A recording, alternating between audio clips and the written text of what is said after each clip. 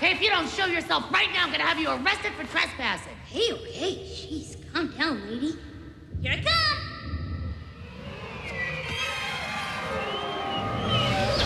Hi, I'm Casper. Generally, stars bring baggage with them.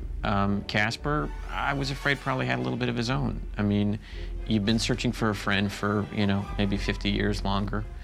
You're gonna walk onto a film set. I honestly didn't know if we were gonna hit it off. Well, Casper comes to work, and everybody kind of stands still and says, "Good morning, Casper."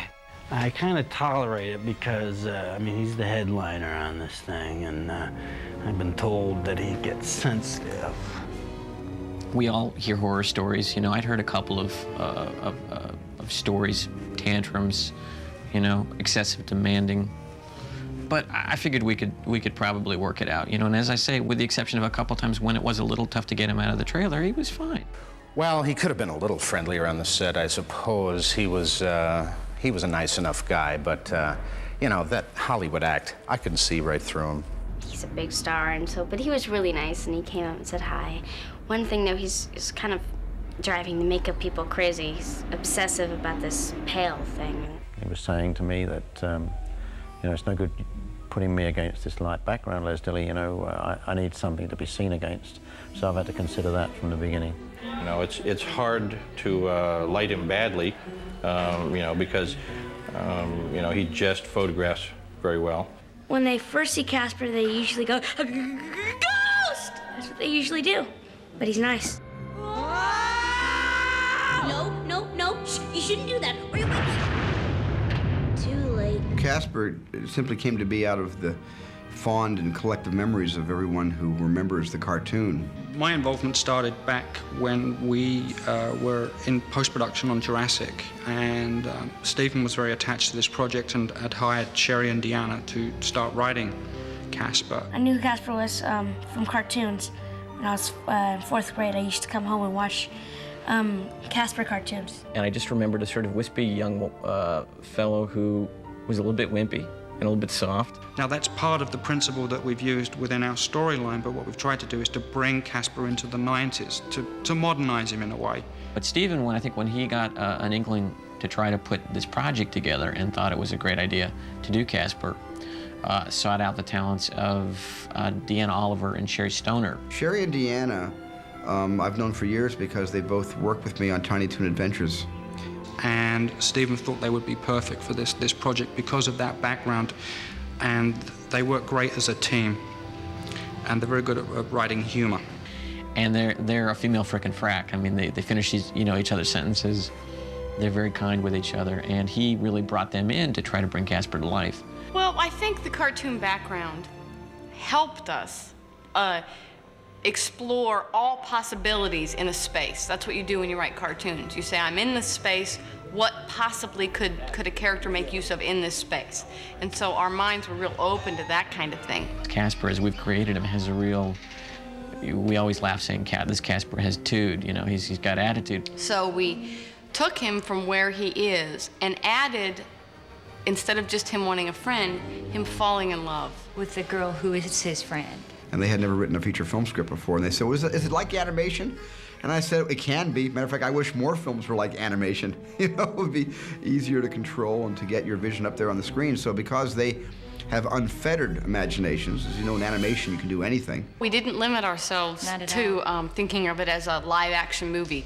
We were aware sometimes that it was, but in reality, we played it as a physical, we played the ghosts as physical beings, much like you would a cartoon, and we played the humans, Dr. Harvey and Cat, like a regular movie, you see what I mean? Like a live-action movie.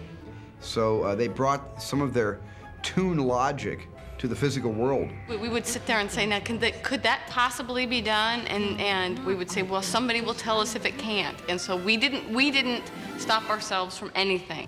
Wrote a wonderful draft of the screenplay that we didn't veer very far away from.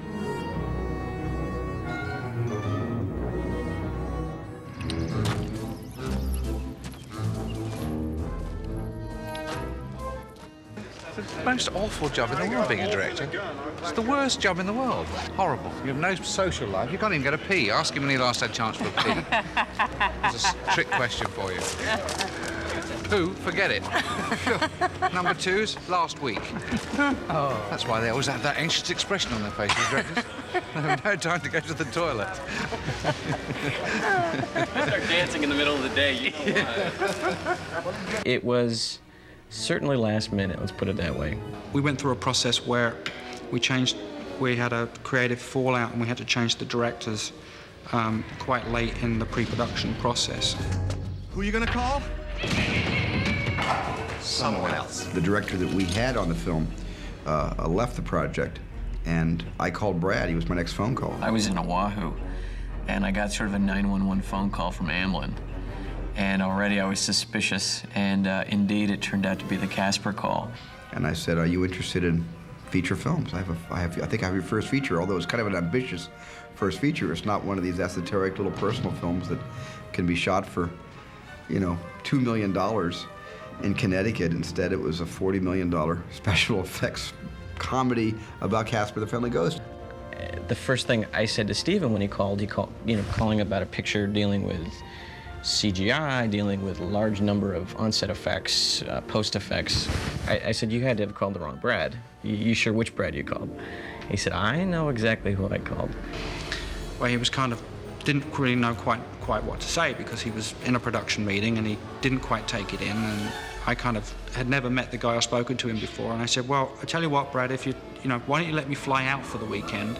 So along comes Colin, very lovely, incredibly dapper British man who I had never met before. He shows up in Hawaii with this steamer trunk. And again, before I can say anything, he said, "Let me just walk you through a few things." So Colin arrives and pulls out a display of early sketches from the production designer. He pulls out old pieces of Casper illustrations. He pulls out early foam sort of maquette concepts, anything to try to seduce the director. It's basically like, look, we have all the costumes, let's put on a show.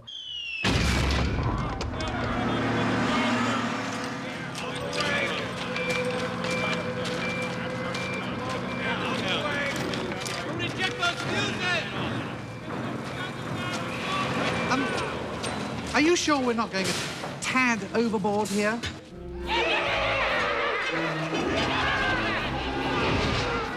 Steven had met Christina Ricci. I believe he already slipped her a copy, an early copy of Casper, let her know about it. And so she, through her representation, expressed interest in the project. The script was kind of funny because it was like about Casper the Friendly Ghost, but then had these really sarcastic twists to it, really biting kind of stuff, which is really funny. Christina is the one actor that I've ever had a chance to work with who at times, as I would try to draw an analogy to a character, a moment from a motion picture or a television show, would turn to me very dryly and say, "Brad, 1980, Brad. I was born in 1980. I have no idea what you're talking about. You are old." Everybody in this movie is very different. I mean, you have Christina, who's 14, going on 30. And you have Bill, who's Dr. Harvey. When you think about the part of Dr. Harvey, who really had to be sort of a modern-day Jimmy Stewart, and also incredibly elastic in terms of some of the physical comedy, some of the physical choreography that would go on, my mind kept coming back to Bill Pullman. I remember that it was just after Thanksgiving, and they said that they called about this movie, Casper, the Friendly Ghost, and that I would be, they were interested in talking about Dr. Harvey, which was a good part, even though I hadn't seen the script yet, and that the director was this hot-shot kid. I stole somebody's car phone. I had somebody drive me home, and I basically got on the phone with him and begged him for about an hour, did the full song and dance. Well, it was a bet, but the fact that we talked so long. We really did. It was very cool. Made it clear that it was going to be. It was like, boom, to be able to talk about, I mean, again, we're talking about Casper, but still we were talking about fairly remarkable things and talking about loss and memory, talking about what moves us and issues of grieving. And I mean, this is all about Casper. So this was the first phone call. That was rare. Bad guys are Carrigan and Dibbs. Carrigan's played by Cathy Moriarty, and Dibbs is played by Eric Idle. The role wasn't very well written in the screenplay. It was something that we needed. We needed someone like an Eric to create the role for, and we were always grasping to try and find that perfect match for Cathy. Cathy's great. I mean, we hang out sometimes on the weekends and stuff, and as soon as I met her, she said, come on over. We talked and stuff. She's great. She's my pal. We have slumber parties. We have slumber parties and we do some serious shopping. That's right. Big time shopping. Right. Trash just about everybody and talk about boys. Cathy had been cast, which I was thrilled about. Somebody I wanted badly, and Steven fully agreed with. Eric Idle, I never, in a blue moon, thought we would actually have a shot at getting him. He's being annoyingly funny, irritating. We don't like funny people on this film, do we? Nobody funnier than us. Nobody has We don't to be like funny. to be shown up. Especially if they're not being hurt or rained on or blown up. Or... Yeah, if things aren't being thrown at them, I mean, I really don't think why they should. I don't know why they should get the laughs. You guys are doing some dangerous stuff. I saw Yes, and we're not getting paid a lot more for it, are we? No, I don't understand how. You are? You have Eric, who's English and hysterical. He makes me laugh all day long. Hysterical. What you saying? I was saying something actually very nice about you, Purple Man. Oh, stop that. Okay. Nothing nice at all. And we have the I'm not best saying anything nice about you. I am the insufferable Carrigan critic, and he's just Dibbs. Just a comic wonderment to just behold all of his invention. He invents so much original material that went into Casper. And what we realized was that the most bang for the buck we were going to get with him was really just letting him rip. What's it like working with Casper? It's just, He's not there. he's not there. No, not really there. Yeah. But But the ghosts, apparently he's having a torrid affair. That's what I hear. The trailer's bouncing around an awful lot for a ghost. We used to have big laughs about how I had to have a hard time getting Casper to come out of his trailer. And, and after a while, you actually believe it. Looking for a voice for a cartoon character is real tough. It has to be just right and has to fit the character. We were real lucky because we found Malachi Pearson. He turned out to be a real good Casper voice and has given the character a lot of life. He is Casper as far as I'm concerned. He really embodies the spirit and the savvy and the great charm and enthusiasm of Casper. Because the voice of Casper is the soul of Casper, and that's what you're going to feel when you hear him speak, and you're going to sympathize with him, understand him, and all that will come from the performance. The performance starts with the voice. Malachi was 12 when he was put on tape. And again, just in terms of the sheer exuberance and animation in his voice, and he also had just enough of an interesting kind of timbre that you could tell that he just was going to be something you wouldn't tire of hearing, and that it captured, I guess, some of the innocence of the original animated character, but again, around the movie, I wanted it to feel like a little adolescent kid. And Malachi was that, and he was wonderful, and he just stood out. I interviewed like 5 or 6 times, and then finally I got the part in the film by going in and interviewing with like all the whole cast and with Steven Spielberg and everything, and I blew it. I thought I blew it like so bad, and I just like, at the end, I just left and I told my Mom, I don't think I got this one. This one's over. They called me up before I got home, so that was pretty cool. I had a message on my answer machine, and I was just going crazy at my house. My first big movie.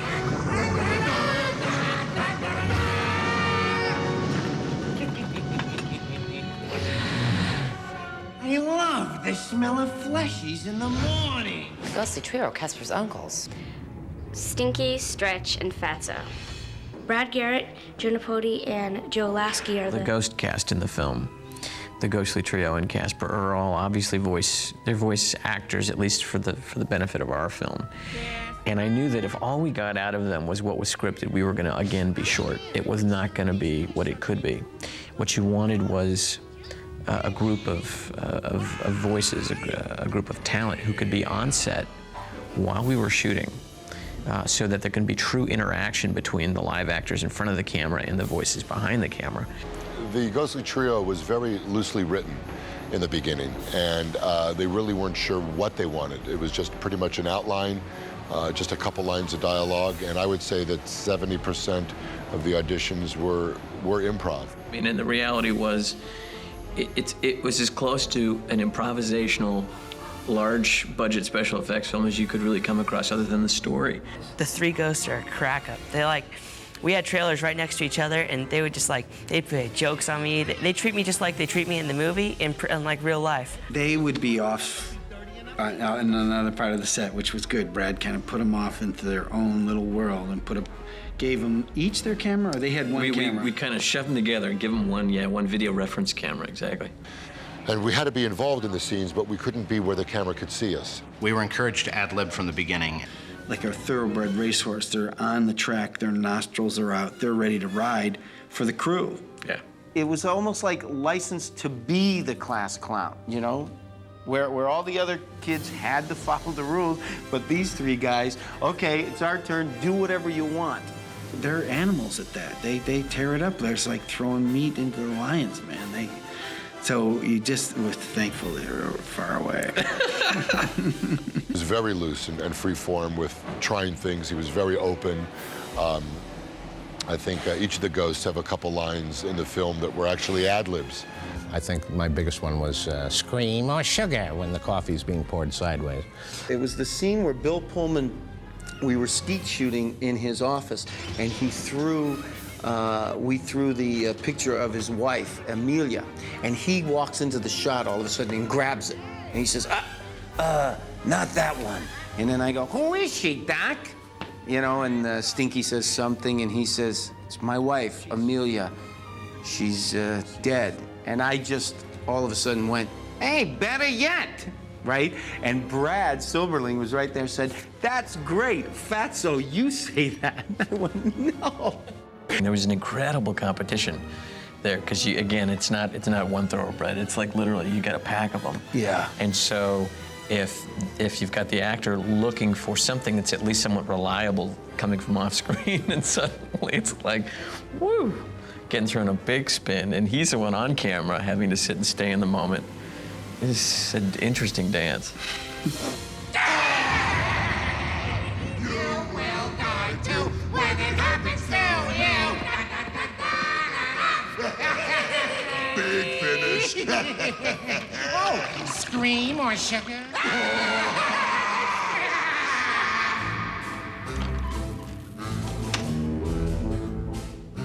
You have to give credit to Brad Silberling and Les Dilley for really communicating a vision, a really wild, elliptical, fun but a little bit scary vision of a haunted house for the 90s.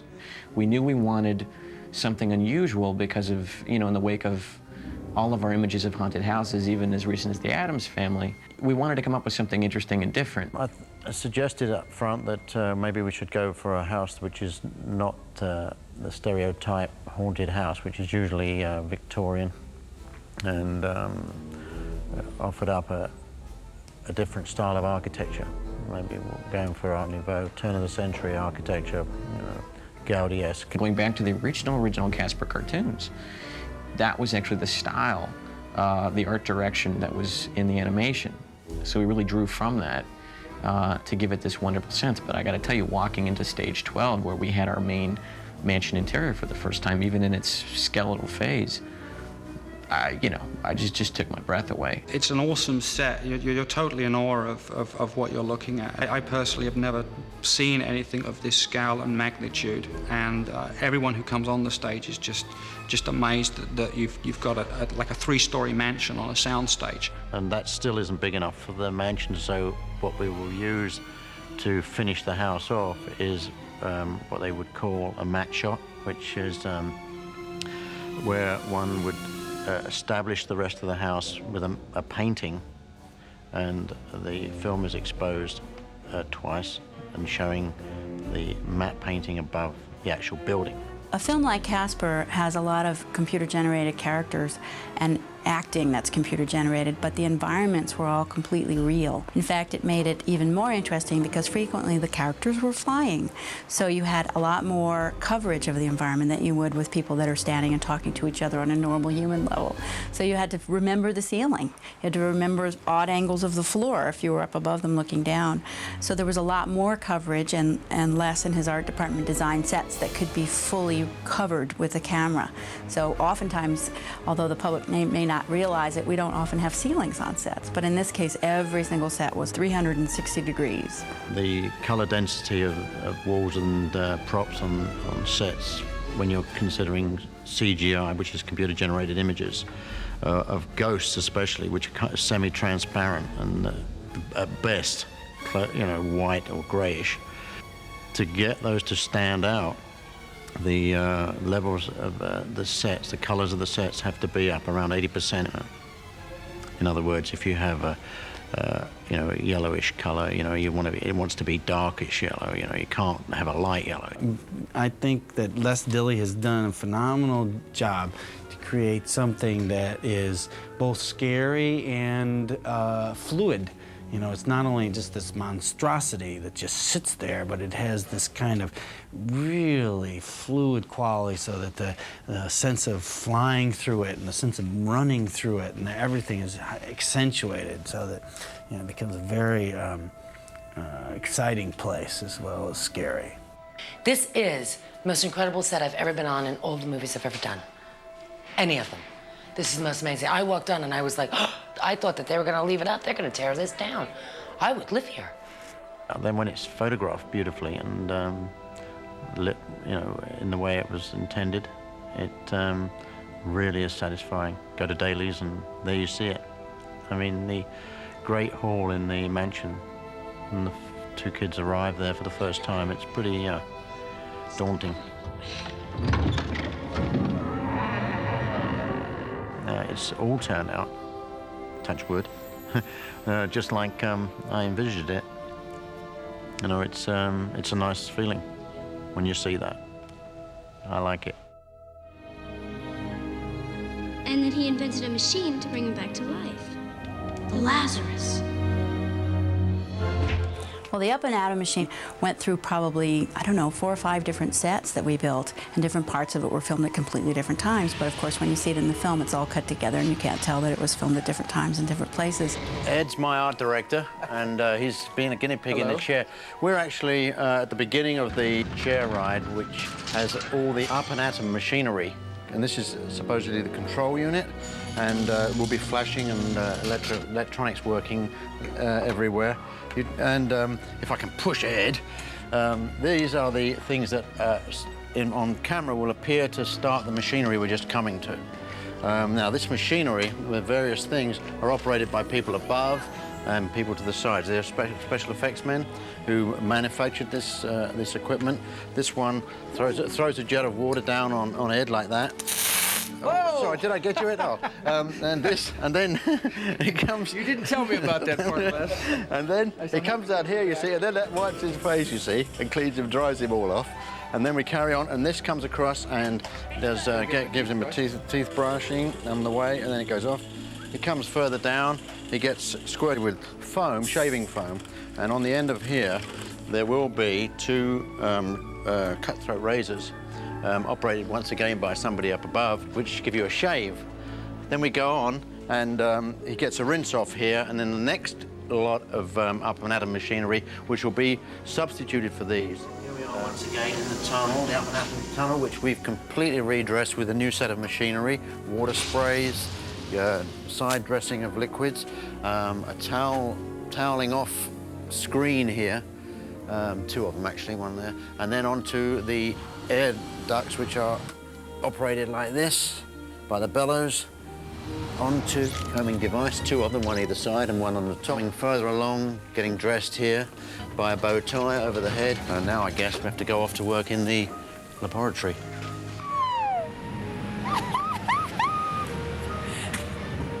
Oh, this is great. Hi, Rosemary. This is really fun. We're in the subterranean vault here and the laboratory from the mansion. And Rosemary's making an arrival here in the chair that brings you down from the library. Oh, this is great, Les. And that was a great set to bring, you know, kids to, my kids, you know, with the water and kind of jumping over the water, and then the car that comes down on the track to the desk, and, you know, it's just the scale of it was, you know, it's like the coolest set. Yeah, very remarkable. And it's huge, like it comes up on all the walls, it's all rock and stuff, and there's like a moat around it. It's really pretty, like water. It's like this really gorgeous green water. And you go across the moat, and there's this pool in the center. It's actually where Esther Williams used to do all her swimming stuff. I found that later. They did it in the pit. That's her pool, and out of that comes the Lazarus, which is like this green machine, and it's really kind of odd looking.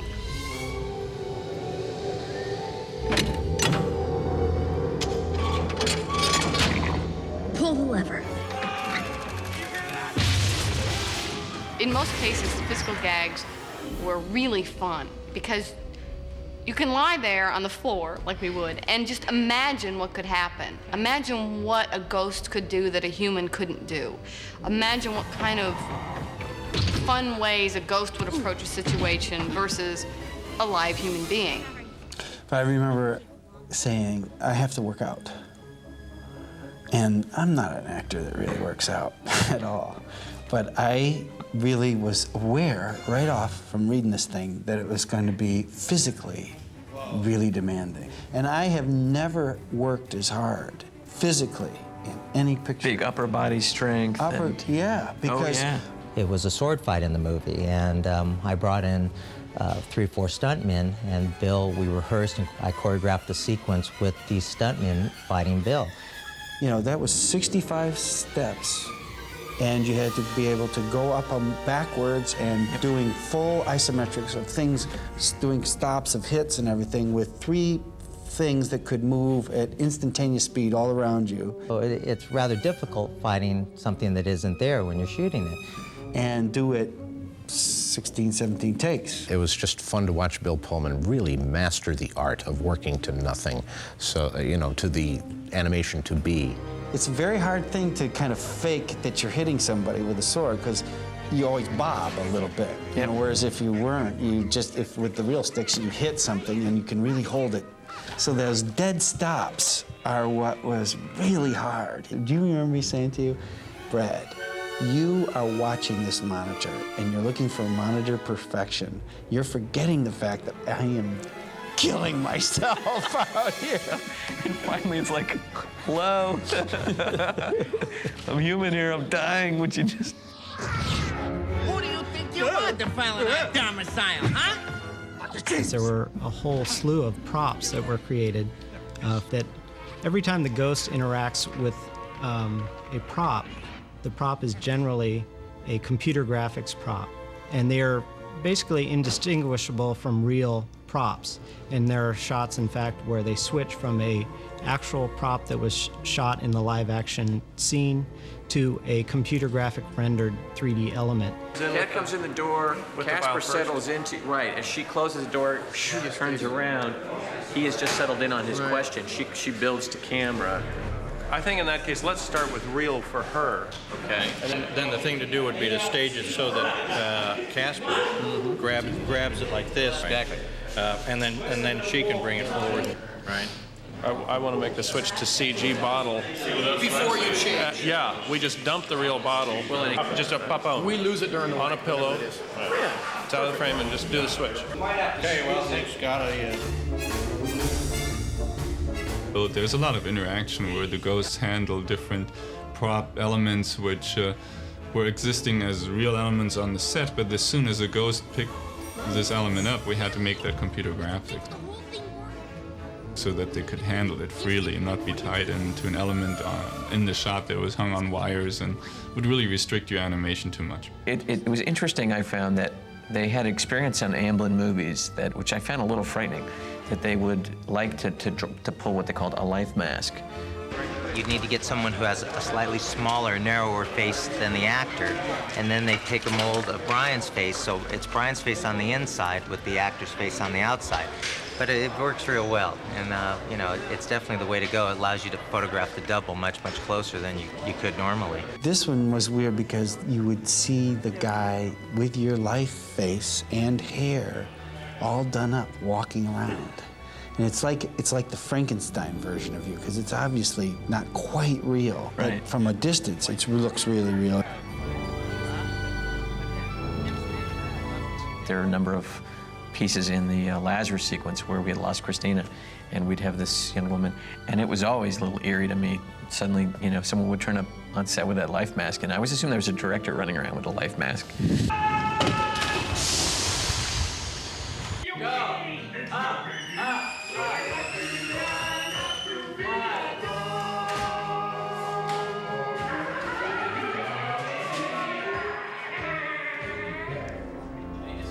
you have to know where the characters are in the frame in order to direct the movie, because I didn't want to direct this any differently than I would if I had live actors.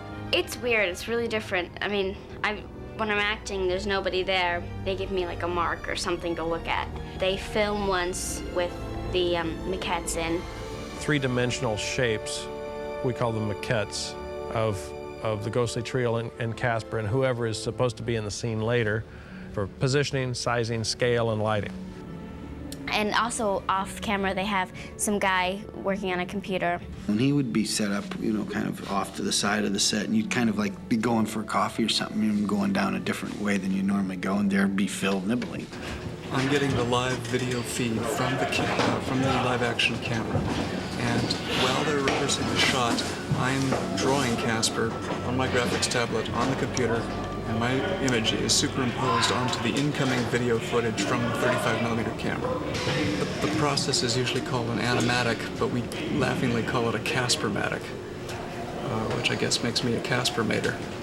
Phil was only supposed to be on probably through like a month after we wrapped principal photography. But what I discovered very quickly was, again, I had very specific ideas of these performances, and that what was not going to be functional was simply saying to the gang at ILM, okay, he starts here, crosses to this mark, moves over, hit go. It just didn't work. So Phil's commitment to the movie grew and stayed on. And it was literally Phil who helped me learn the language of animation so that I could speak to the animators. That becomes basically our roadmap of positions in the frame as the camera's moving or as the scene is progressing. How big should Casper be? Where should he be in the frame? What's his look? What's his mood? And we actually extrapolated a lot of the acting information from that. While I'm doing the scenes, I'm talking into a camera in this voice thing in one of these mics, and they take my voice, and while I'm taking my voice, I do all the actions, so that's why they have a camera in front of me, so whenever I do, Casper does in the movie. We did a lot of studying of what the real actors look like, to kind of understand what their behavior is, what their little idiosyncrasies are, and the little quirks they have, and how they move their eyes and face and nose and arms and that. They are using us as models for the characters, in as much as the characters were already pretty much drawn to look a certain way. Well, when they saw me, they said, well, you look just like the character anyway. So do you mind if we use your dental structure and other facial features? Gentlemen, happy hour. Happy hour. Happy hour. When Steven and I first talked about doing the movie, he wanted to know if I was interested at all in working with the editor that he's worked with for close to 20 years. And again, in the world of getting the keys to the car, I couldn't believe my fortune. Michael Kahn. Well, Michael cuts a lot of movies for me, as you know, all of them that I direct. But Michael was in between films, as I was in between films, and I said, hey, I'd like to do a comedy about ghosts. We were just finishing Schindler's List, and it was a heavy subject, and everybody was depressed. I certainly was depressed. And Steven thought that he put me together with Brad Silberling. He thought we'd get along fine. And he felt I needed a good comedy to lighten me up a bit, because that picture really took a lot out of all of us. And Michael was also extremely articulate in CGI work, because he worked with me on Jurassic Park, and he's worked many years with ILM. Special effects were fun. We had a lot of special effects. We must have had over 400 effects. And for a director, these effects were difficult, because you don't see the uncles and you don't see Casper, but what we did, we had dialogue. You can get a pretty good timing from what we call the guide track of how long a particular shot's going to be. So I'd be able to rhythm out the cuts so we know what's on there with the dialogue, and then when it was approved, ILM was able to take it, and off the dialogue they would make their effects. They'd put Casper in there and the uncles. And the way that develops is that we hand over a sequence to ILM, which at that time is just blank plates. Every animator gets basically a shot package. He has the Casper-matic on it. He's got the reference maquette section. He's got the plain background blank plate. We send that then to Industrial Light and Magic as a guideline, essentially, for where these poor guys are in the frame. Where is Casper? Where are his uncles? And this will be used then as a guide by the guys in ILM, the animators in ILM, who are working in 3D. We worked with models that came from LA that showed what the characters They thought the interpretation of a 2D character should be like in 3 dimensions. And this is an example of the maquette or model that we got for Casper. And from that, we worked and rebuilt the scan data into something that we could use for our shots. So on the left, we have a depiction of the scanned 3D model, and here is our rebuilt version. We also, along the way, went through a lot of design changes so that Casper was more appealing on screen. With Casper, there's not one ghost that isn't created from scratch, which means that the computer animators, those talented geniuses, have to be able to act for our characters. An animator is just an actor who's camera shy. You know, they don't want to get up in front of the camera themselves, but they want to act it out through their character and sort of push their character out in front of the camera. You might notice we all have mirrors at our desk, both the animators and the modelers, because everything we have to convey to the audience with these expressions is got to be based on the expressions we're familiar with in the human face. In each case, for each of the ghosts, we had to create a neutral facial expression, and then from those facial expressions, create a variety of expressions and phonetic mouth shapes so that the animators could use these to help the ghost act. I mean, we'll have to figure out what to do after that point. We found early in the project that because the computer gives us such flexibility in building the characters to look any way we want, that we would also have to make sure that when these faces moved about, that the form remained consistent to make sure that Casper always appears to be basically in character. Everyone who knows anything about animation knows that a lot of the animator is in the shot. And sometimes one of the things that we're fighting is that, you know, you're constantly getting them to not put too much of themselves in it, because then it looks like them instead of like the character. Since you have maybe 4 or 5 animators animating one character throughout the film, you have to make sure that they all have the same character of that, you know, that their personality doesn't change depending on who's animating. It was a challenge because we had familiar 2D animation of Casper, and we had to model them in 3 dimensions, and then from there we had to take and actually move them in 3 dimensions. And what we do is we build 3-dimensional shape in the computer that's a wire form. And starting with that wire form, that has basically a little skeleton in it with all these control points where you can say, you pay attention to this and you move it here, and you move the hand here, and you move the finger here, and you pose everything. And you have controls all throughout the shape of the character. And here you also see the colored skeletal structure. That's the bone structure that we install for the animators to move the characters. And then you have to put a skin on it and a texture, and then apply the lighting and the composite phase. And then you make it so complicated it takes dozens of computers to run all night to make the single shot.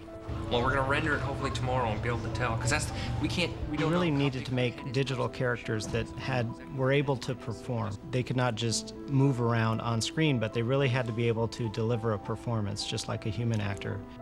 I spent 6 months with our production team shooting. I spent a year after that with the team from ILM. The antic still feels a little bit big to me. You know, if it's especially in Casper, you know, the ghost had to be directed. So when he's through directing, he's still directing for another year until all the shots come in. And in our world at ILM, we measure everything in seconds and frames. So, for instance, a 10-second shot, 240 frames, that's a long shot. This movie has shots that run a minute. They're killer shots. There were so many of them, you know, 420 effects, something like that. So many of them that we were constantly getting the shots and rebalancing. By balancing, I mean re-editing just for frames. A frame matters in a match, in an action match. Because the animation, what Casper is doing or saying in any one given shot, might be slightly longer or might be slightly shorter than what Michael had estimated it would be. So that's kind of the ongoing process in post-production. I don't think you're going to find a director that's going to want to give over the direction of a star of his movie to somebody else. So it's important that Brad be involved in this, and he really rose to the challenge and is in here dealing with the animators, all the time. And it gives them a direct director's input upon that process, which is vital to them being able to interpret what he sees in his head, a visual tool. I think the big leap that's happened on Casper that was not on Jurassic Park was that we now have a character that needs to perform.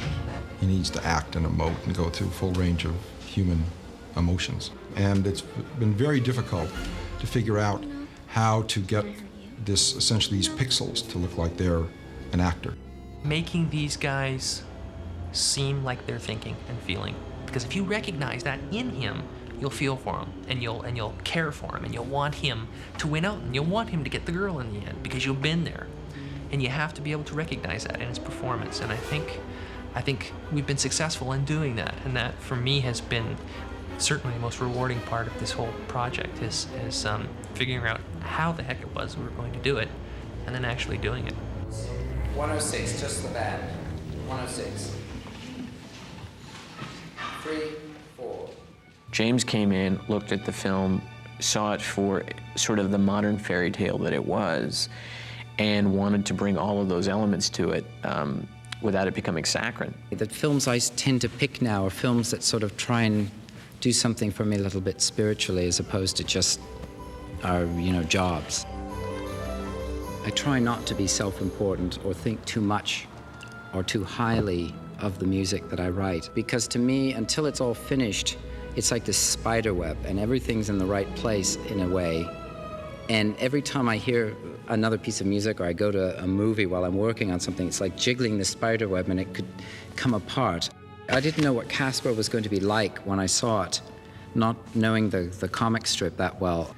And when I saw it, it sort of had this charm, and there were so many possibilities. And what they were looking from me was not cartoon music. They were looking from me to give something to Casper that I think comes out, which is this lost quality of youth or childhood that he's given up and can never recapture. And it makes it more of a fairy tale. And there were a couple of cues that were just so magical. It was just left the room in awe. It just sort of transcended what the movie was doing. It just was so wonderful. And it's just nice to be sort of part of that. I don't know whether it's the music that acts as a catalyst or the film that acts as a catalyst or just everybody hearing this great sound in the room. But it's wonderful when that happens.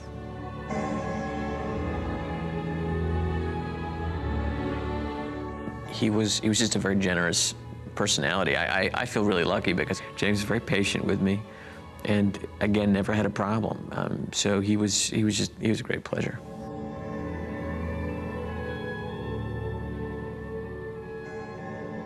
Casper?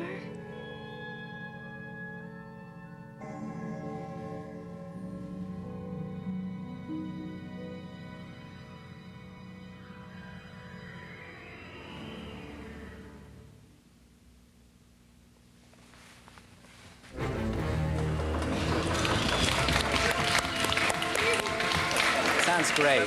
Thanks.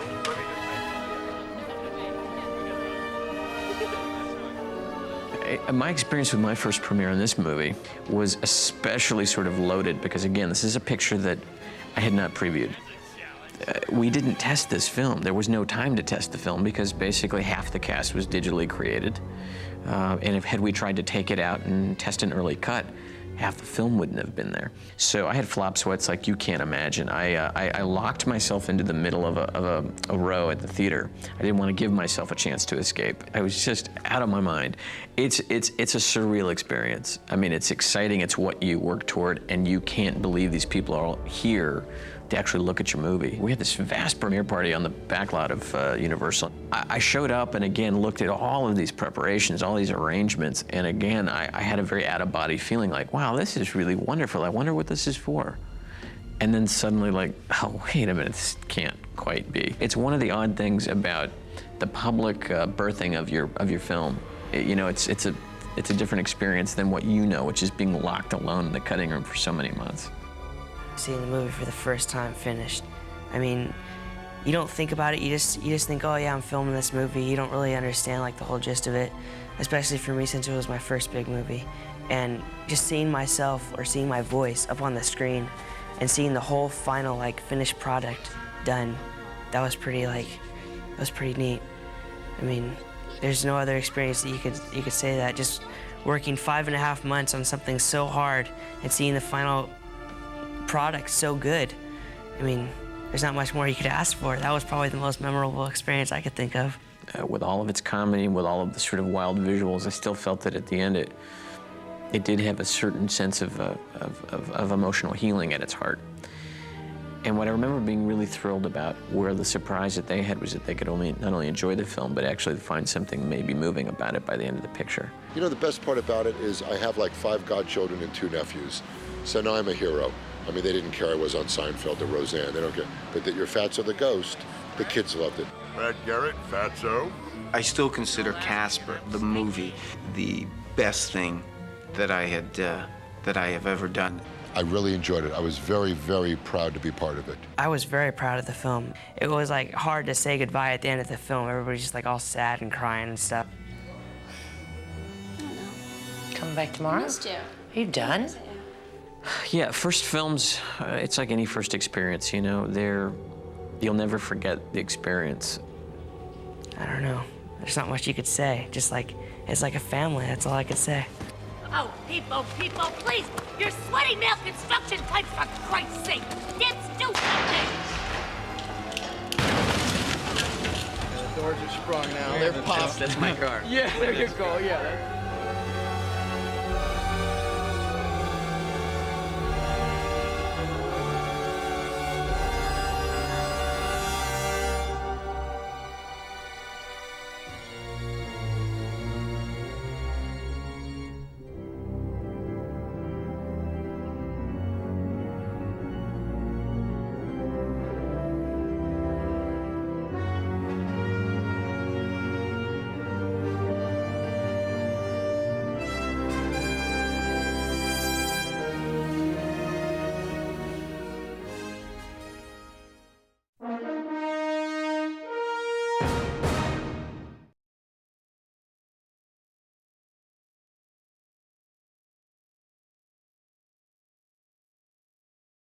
There were originally in the movie 3 therapy sessions, if you will.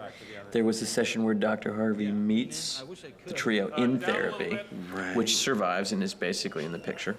There was a second sequence. What I call the Ghostly Trio song, and they are playing pranks on him, and they spin him around the room, and they go into this big song and dance number about psychoanalysis. It's a kind of a Busby Berkeley kind of deal. We ran into a little problem. We shot that sequence, which is just dynamite, in which we have the chance here to finally get to run for everybody. The cut sequence, anyway. When I ran that sequence for the great team at ILM, as they sat and they looked at it, as you say, the cash register went. Ka-ching! They'd say, no, that's $100,000 to go through 2 ghosts standing next to each other. The price tag on the price tag of trying to move your hand, you know, around. You could feel it like that's more like 20,000. That song alone was going to cost in the millions, I was told. That's what I was, a 3. Yes, that's right. 3. Very quickly. And it was also because it gets logarithmically more expensive when they touch, right? That's right. There were so many touches. Because literally it was a dance number. One of those big band, Gene Krupa on drums, 40s era, wild numbers. It's a heartache because it would have been dynamite, but exactly, at that point the cash register was imploding. And so we weren't able to do it, but I still had a hope of at least, from a story point, resurrecting the top of it. So we did do animation on the beginning where Dr. Harvey comes in, plunks down the death board. Gentlemen, the doctor is in. Ready? Ready? Ready? We're ready. This is where you are.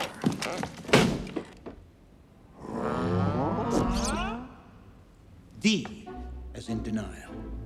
E, you feel empty. A, abandoned by life. T, too bad about me. H, heck, what can I do about it? Now, gentlemen, let's get down to business. Who'd like to share first? To brag about your wife. Doc, in crisis. I'm anxious, repressed. I'm so sick I flunked my Rorschach test. I'm off my rocker, but Doc, don't you see? It's not a bad thing, it's what makes me me.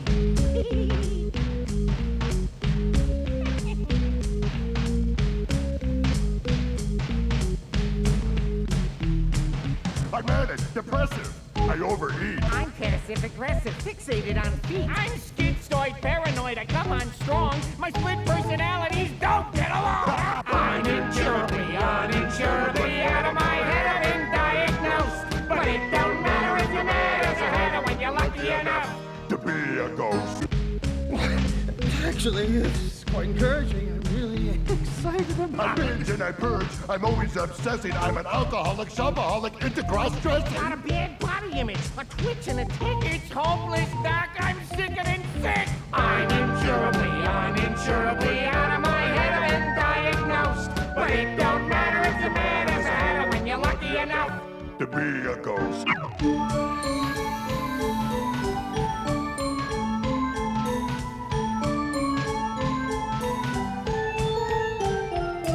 When you got no bones and you got no skin, you don't care what shape your mind is in. When you got no pulse, you're not in the pink. You need an exorcist, not a Snoopy shrink.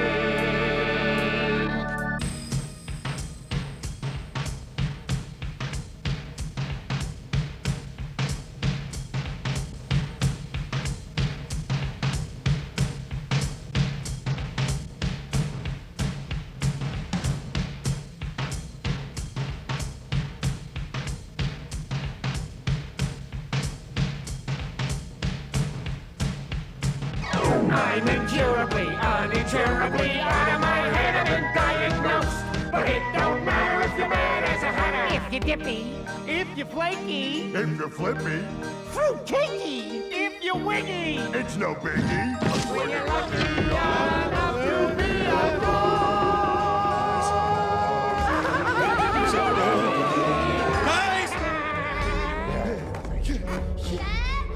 Yes, honey? Can I have a party?